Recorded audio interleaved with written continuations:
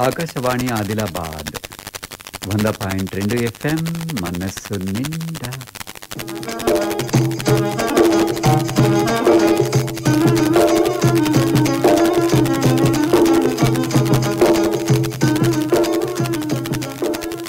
కిసాన్ వాణి రైతు సోదరుల కోసం ఎన్నో కార్యక్రమాలను తయారు చేసి వినిపించే కార్యక్రమమే కిసాన్ వాణి.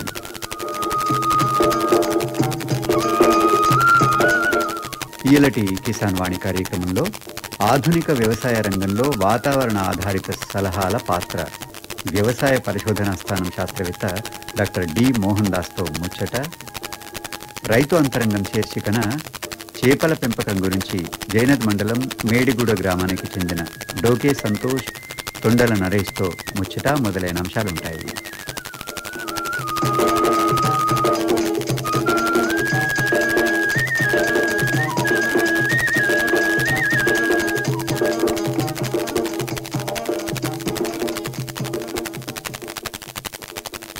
ముందుగా వాతావరణ సూచన. ఇలా జిల్లాలో ఆకాశం పాక్షికంగా మేఘావృతమై ఉన్నది. రేపు కూడా అదే పరిస్థితి కొనసాగే అవకాశం ఉన్నది. అక్కడక్కడ తేలికపాటి జల్లులు కురిసే అవకాశం కూడా ఉన్నది. ఇలా నమోదైన ఉష్ణోగ్రత వివరాలు: తక్కువ ఉష్ణోగ్రత 24 డిగ్రీల సెంటీగ్రేడ్ గాను, ఎక్కువ ఉష్ణోగ్రత 30 డిగ్రీల సెంటీగ్రేడ్గా ఉన్నది. రేపు కూడా అధిక ఉష్ణోగ్రత 31 డిగ్రీగా ఉంటుంది. అత్యల్ప ఉష్ణోగ్రత 24 డిగ్రీల సెంటీగ్రేడ్గా ఉండే అవకాశం ఉన్నది. కిసాన్ వాణిలో ముందుగా విందాం ఆధునిక వ్యవసాయ రంగంలో వాతావరణ ఆధారిత సలహాల పాత్ర, వ్యవసాయ పరిశోధనా స్థానం శాస్త్రవేత్త డాక్టర్ డి మోహన్ దాస్తో ముచ్చట. వ్యవసాయ రంగంలో వాతావరణ ఆధారిత సలహాల పాత్ర అనేది చాలా ముఖ్యమైన విషయం. వాతావరణం అనుకూలంగా ఉంటేనే మనకు ఏ పంట అయినా సరే అధికంగా లాభాలను ఇస్తుంది. అదే వాతావరణం ప్రతికూలంగా ఉంటే ఏ పంట నుంచి అయినా సరే సరైన ఆదాయాన్ని పొందలేకపోవచ్చు. ఇలాంటి పరిస్థితుల్లో ఆధునిక వ్యవసాయ రంగంలో వాతావరణ ఆధారిత సలహాల పాత్ర ఈ అంశం గురించి ఆదిలాబాద్ వ్యవసాయ పరిశోధన స్థానం శాస్త్రవేత్త డాక్టర్ డి మోహన్ దాస్ గారు రైతు సోదరులకు వివరంగా తెలియజేయడం కోసం స్టూడియోస్లో ఉన్నారు. నమస్కారం సార్. నమస్కారం అండి.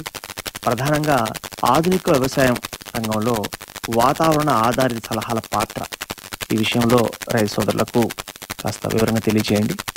అయితే మనకు ముఖ్యంగా ఈ మానవుడు వ్యవసాయం మొదలుపెట్టినప్పటి నుంచి ఎన్నో సవాళ్ళను ఎదుర్కొంటూ వాటిని పరిష్కరించుకుంటూ వస్తున్నాడు. ఈ పెరుగుతున్న జనాభాకు సరిపడే ఆహారాన్ని పండించే దిశగా ముందడుగు వేస్తూ, అదేవిధంగా ప్రభుత్వాలు, విద్యాలయాలు, వివిధ సంస్థలు రైతులకు సాంకేతిక పరిజ్ఞానాన్ని అందిస్తూ రైతులకు అండగా నిలుస్తున్నాయి. అయితే మానవుడు తన ఆధునిక జీవితంలో భాగంగా చేస్తున్న సాంద్ర వ్యవసాయం ప్రకృతికి చేటు చేస్తుంది.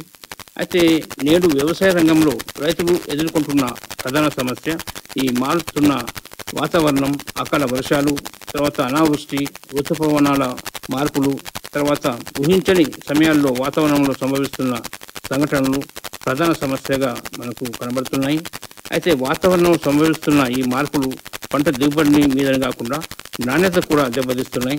అయితే ఈ మారుతున్న వాతావరణాన్ని అర్థం చేసుకోవడానికి ఈ రైతులకు అనుగుణంగా ఈ సమాచారాన్ని మలచడంలో వాతావరణ శాఖ కీలక పాత్ర పోషిస్తుంది.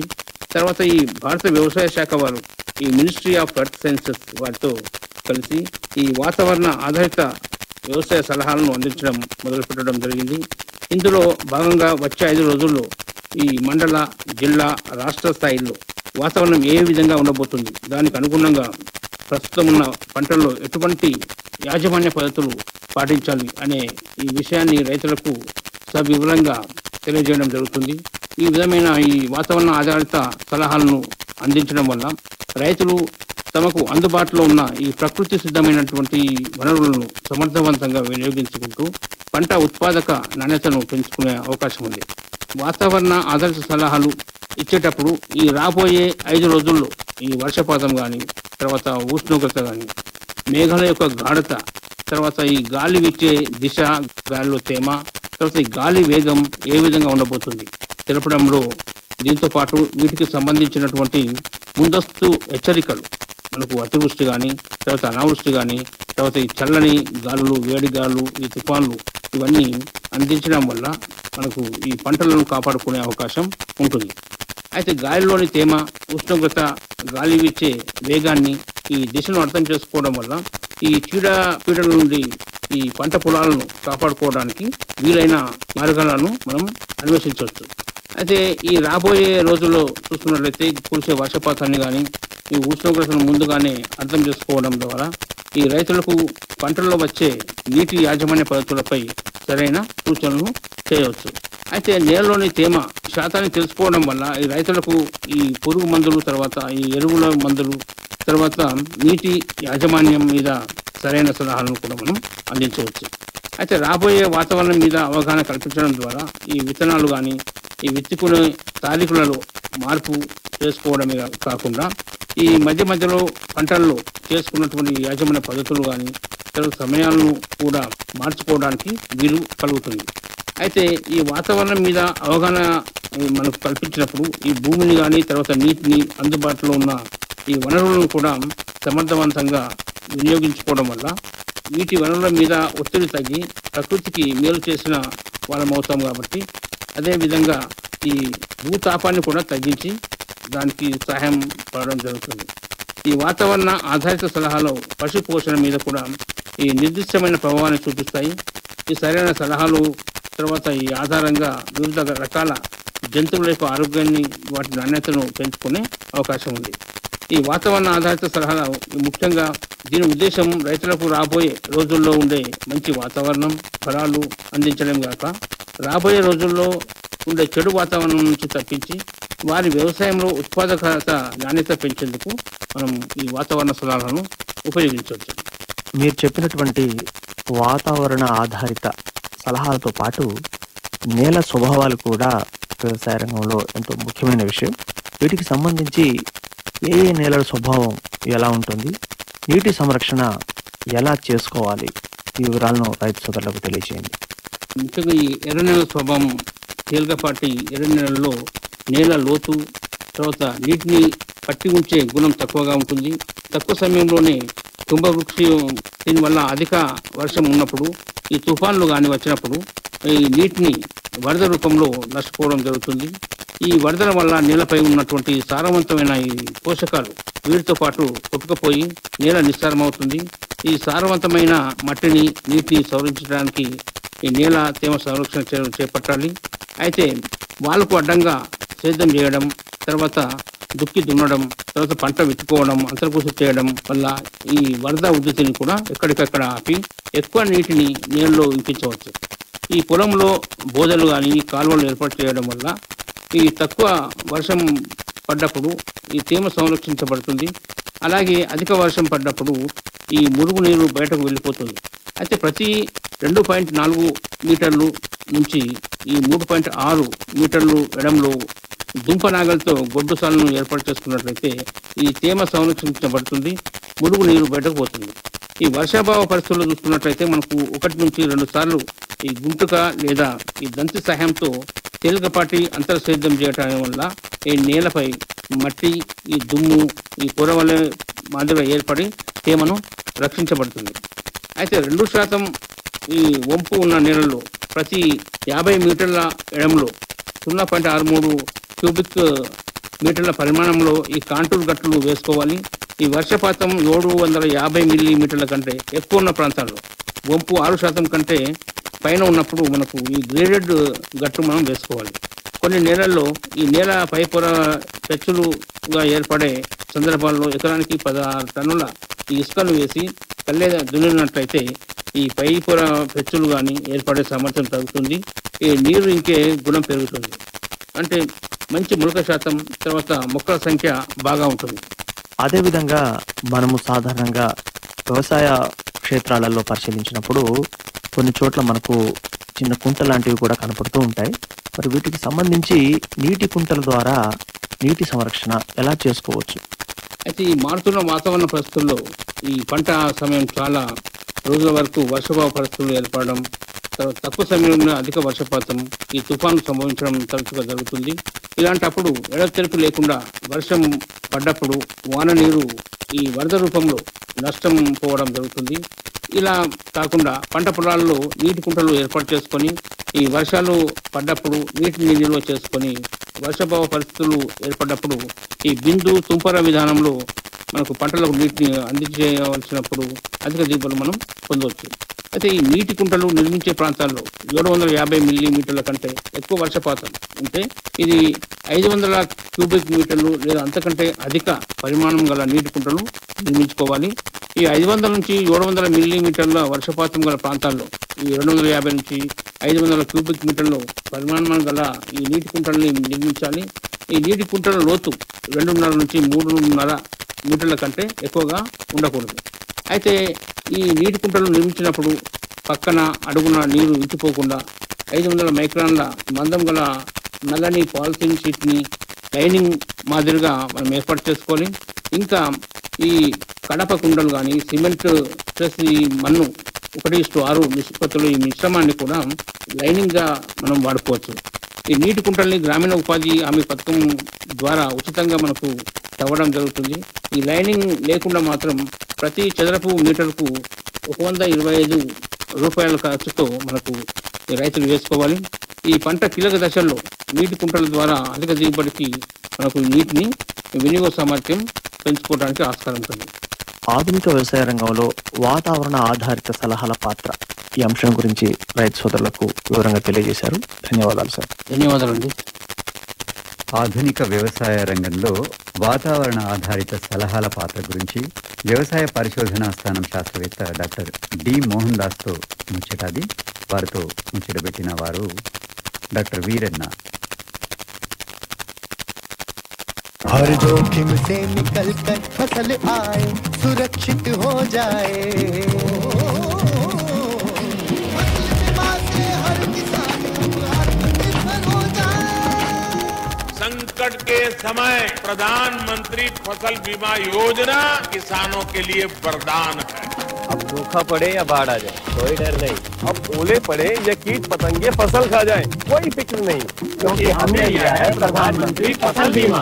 बुआई से फसल कटाई तक हर जोखिम का दावा, न्यूनतम प्रीमियम पर अधिकतम भुगतान का वादा। योजना से हर साल जुड़ रहे हैं 5 करोड़ से ज्यादा किसान। अब आपकी है बारी। नजदीकी कृषि कार्यालय, सहकारी समिति, बैंक शाखा, अधिकृत बीमा कंपनी या जन सेवा केंद्र में स्वेच्छा से करा सकते हैं पंजीकरण। फसल बीमा पोर्टल या फसल बीमा ऐप द्वारा भी कराया जा सकता है पंजीकरण। प्रधानमंत्री फसल बीमा योजना, आपकी फसलों का संपूर्ण सुरक्षा कवच। कृषि एवं किसान कल्याण मंत्रालय, भारत सरकार। 7 పదుల తెలంగాణ సాంఘిక చరిత్రను తన మనోమస్తిష్కంలో మధించి రచయిత లక్ష్మణరావు పతంగి మన కళ్ళ ముందు ఆవిష్కరించిన పుస్తకం హైదరాబాద్ నుండి తెలంగాణ దాకా. మా ఊరిలోని వారి జీవితాలు ఎలా ఉండేవి, ఎలా చిన్న భిన్నమయ్యాయో వివరించాను. అలాగే ఆనాటి హైదరాబాద్ నగర విషయాలు పొందుపరిచాను. ఇవి చాలా ఆసక్తిదాయకమైన విషయాలు, తెలుసుకోదగ్గ విషయాలు ఉన్నాయి.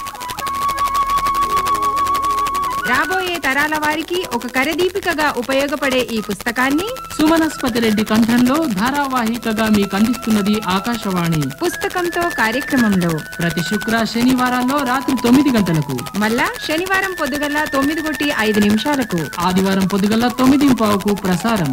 పూర్వం మోముల రాజకీయ ప్రాధాన్యం గల గ్రామం. 20-30 గ్రామాలకు కేంద్రంగా ముఖద్వారంగా ఉండేది. ఈ గ్రామానికి వెనుకనున్న గ్రామాల వారు ఈ గ్రామం నుండే పోవలసి వచ్చేది. వినడం మర్చిపోకండి. హైదరాబాద్ నుండి తెలంగాణ దాకా పుస్తక ధారావాహిక పఠనం పుస్తకంతో కార్యక్రమంలో.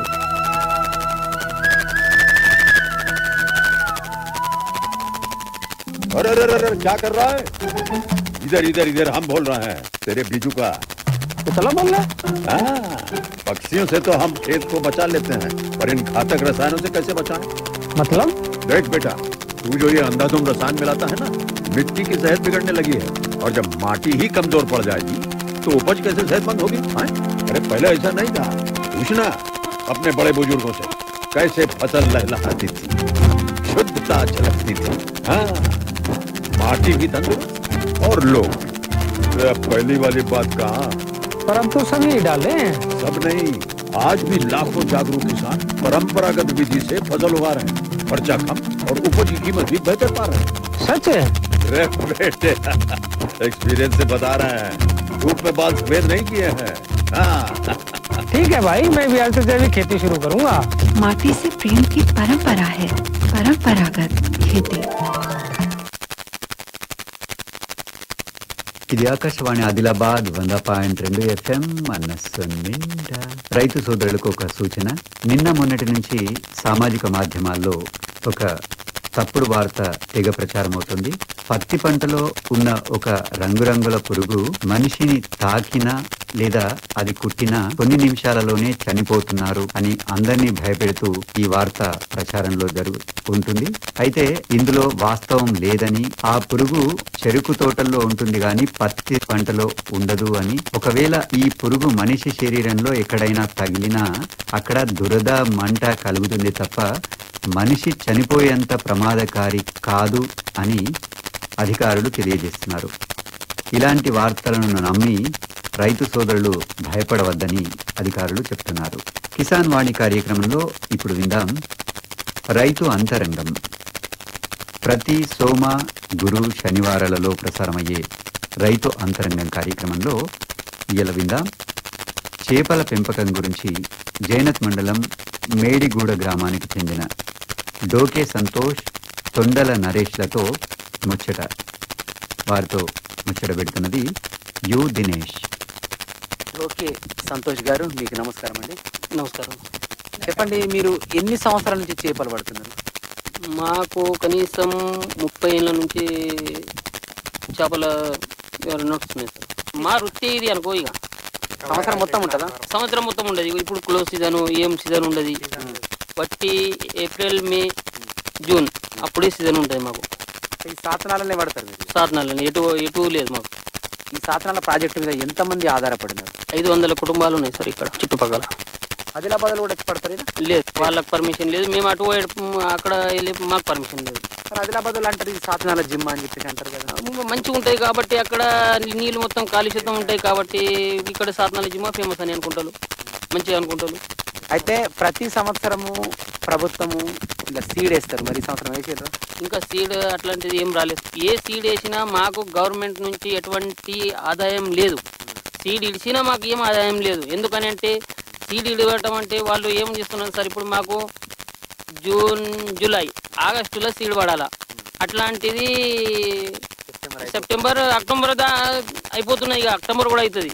అప్పటిదాకా కూడా మాకు సీడ్ వస్తలేదు. మరి సీడ్ వేస్తున్నాడు కాబట్టి ఇప్పుడు ఏమవుతున్నాయంటే కొంత అనారోగ్యంతో చనిపోతుంది, కొంత గేట్లు ఎత్తుతుంది కాబట్టి అట్లా వెళ్ళిపోతుంది. కొన్ని పెద్ద చేపలు తినేస్తాయి. మిగిలిన వాటిని మేము దాని మీద జీవనోపాధి చేసుకోవాలి. అట్లాంటిది మరి చేపలు కూడా తెచ్చేది ఏమన్నా పెద్ద సైజు కాదు, వాళ్ళు చాలా చిన్న సైజు తెచ్చి ఇడుస్తారు. అట్లాంటి అనారోగ్యం కొద్ది కానీ కొన్ని చేపలు తినేస్తాయి, కొన్ని వెళ్ళిపోతాయి నీళ్ళు ఇడిస్తే. ఏం రకం చేపలు ఇడిసబెడతారు ఇలా? మాకు రవ్వు, కట్ల, మిగతా తప్ప ఏది లేదు. మాకు అనుకున్నది కోరుకుంటాం కానీ మాకు అట్లాంటిది వాళ్ళు గవర్నమెంట్ వాళ్ళు ఇడుచలేరు. చిన్న ఉన్నప్పుడు తెలుస్తుందా ఇది ఏ చేప అని? తెలుస్తుంది. మరి మీరు తెచ్చుకొని ఏరాదా అట్లా బయటకి? అట్లా బాగా ఖర్చు అవుతుంది కదా సార్ మేము తెచ్చుకుని ఇడాలని అంటే. మాకు అట్లాంటిది ఏం లేదు కదా. మీరు ఇంతకుముందు ఏమన్నారు, ప్రభుత్వం నుంచి మాకు ఎటువంటి సహకారం లేదు అని అన్నారు.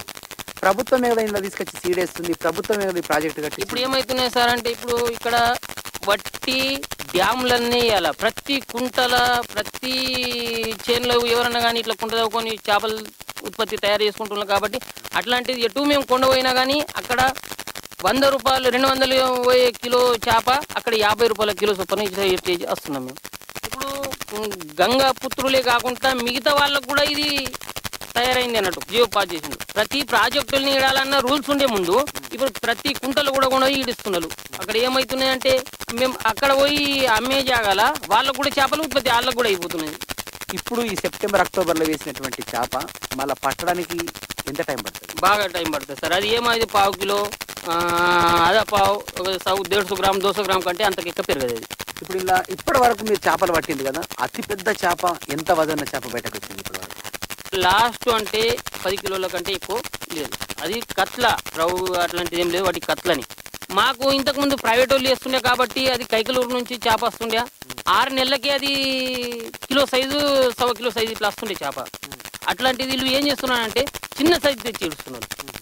అది ఫింగర్ సైజు 4 ఇంచులు 5 ఇంచులు చేప ఇడిచేది 1.5 ఇంచు 1 ఇంచు చేప ఇడుస్తున్నారు. మీరేమన్నారు సంవత్సరం మొత్తంలో 2-3 నెలలే చేపల ఉంటాయి మాకు తర్వాత ఉంటాయి అని అంటున్నారు.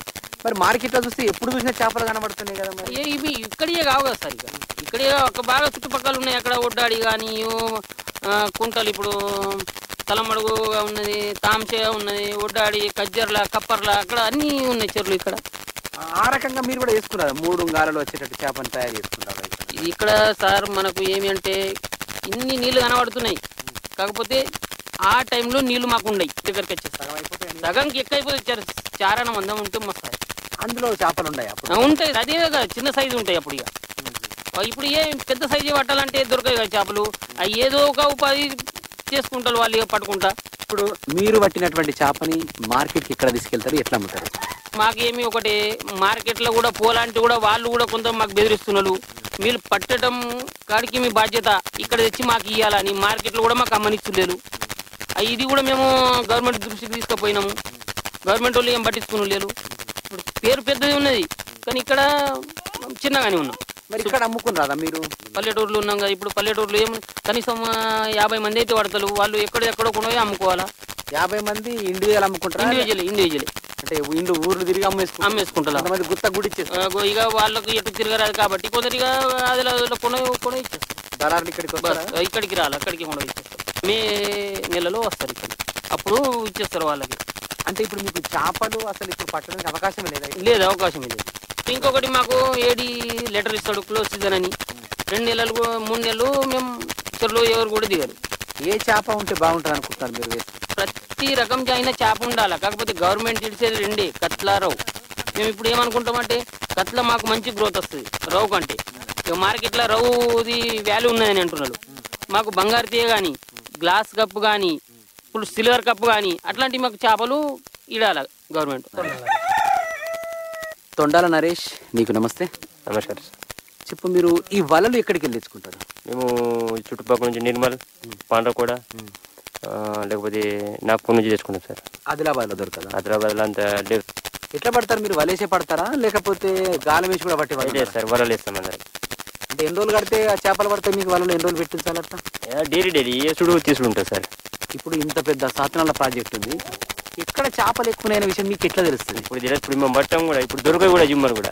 ఇంత నీళ్ళు కనిపిస్తే మొత్తం నీళ్ళే. ఇప్పుడు ఏముండే జిమ్మలు లాస్ట్ మంత్ నాడు ఒక 2 నెలలే నడుస్తుంది. 4-5 కిలో చేపలు కూడా పడాయి ఇట్లా పెట్టి. ఇప్పుడు ఏం పడేది? ఎందుకు తప్పించుకొని పోతాయి వాళ్ళకి? లేవు, చేపలు లేవు కదా సార్. అట్లా లేవని ఎట్లా ఖచ్చితంగా చెప్తున్నాను. వేరే ప్రాజెక్టులలో చేపలు ఉంటున్నప్పుడు సాధనాల ప్రాజెక్టు, మా సాధనాల ప్రాజెక్టులో ఉన్న నీళ్ళున్నాయి కానీ కుటుంబాలు 500 కుటుంబాలు ఉన్నాయి. వీళ్ళకి సరిపోతలేవు.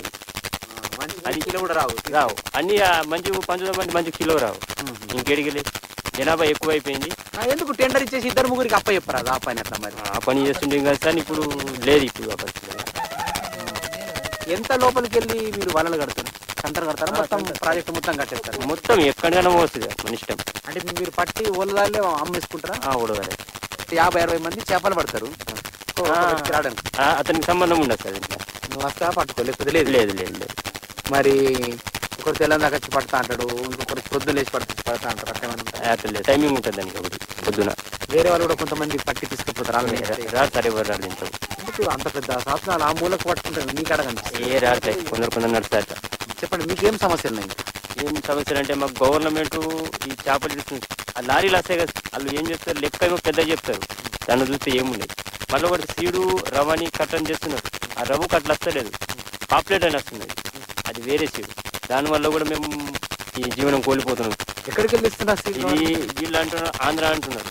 మళ్ళీ వాళ్ళు ఆంధ్రాకి వెళ్ళి చేస్తున్నారో ఏడికి వెళ్ళి చేస్తున్నారు తెలియదు. రాంగ ఏం చేస్తున్నారంటే ఇప్పుడు బండ్లు వస్తాయి కదా, వాళ్ళకెళ్ళు ఈ మధ్యవర్తి ఉంటారు కదా, దాంట్లో డ్రంప్ చేసుకుంటారు.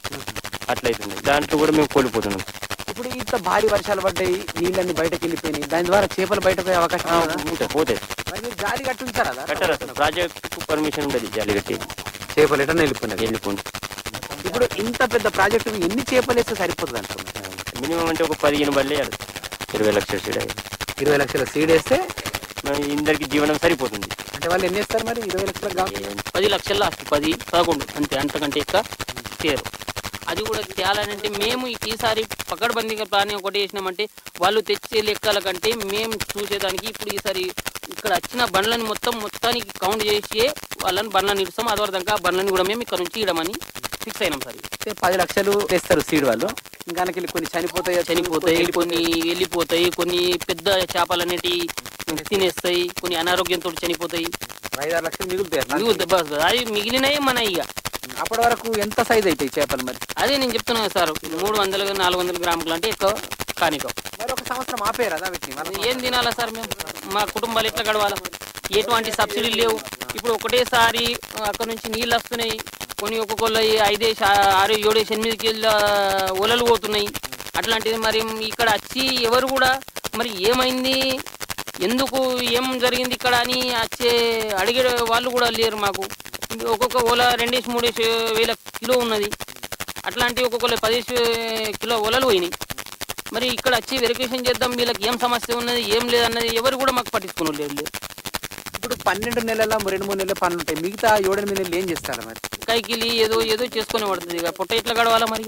సీడ్ ఇడుస్తున్నారు, సీడ్ ఇడిచి ఏం చేస్తున్నారు మరి? సీడ్ ఇడిచిన దానికి వీళ్ళకి ఏం కావాలా, తెప్పలు కావాలన్నా, ఒలలు కావాలన్నా అట్లాంటిది కూడా ఏం లేదు మాకు.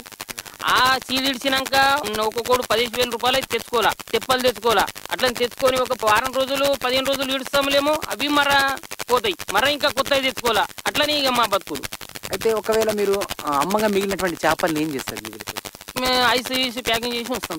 ఎండబెడతారా? ఎండబెట్టాం, పెద్ద ఉంటాయి కాబట్టి ఎండబెట్టాం, చిన్న సైజు ఉంటే ఎండబెట్టాం. ఇప్పుడు ఇలా ఎన్ని రకాల చేపలు ఉండవచ్చు? న్యాచురల్ సీడ్ బాగున్నాయి. గవర్నమెంట్ మనకి సీడ్ ఇచ్చే సీడ్ అంటే రవ్వు కట్ల.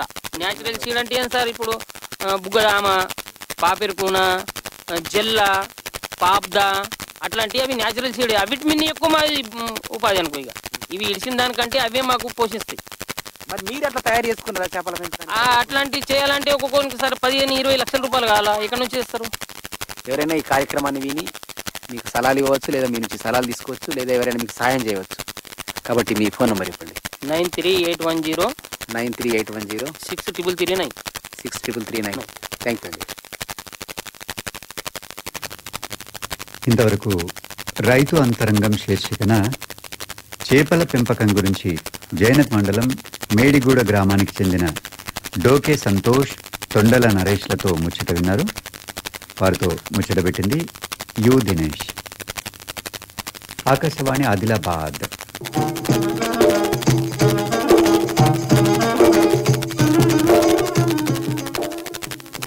ఇంతటితో ఇల్లటి కిసాన్ వాణి కార్యక్రమం సమాప్తం.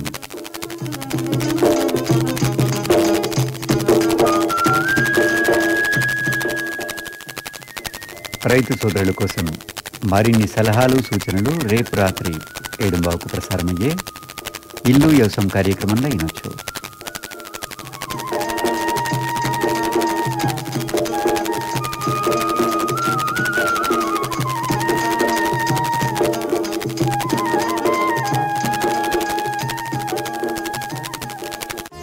ఆకాశవాణి ఆదిలాబాద్ 100.2 FM మనస్సు నిండా.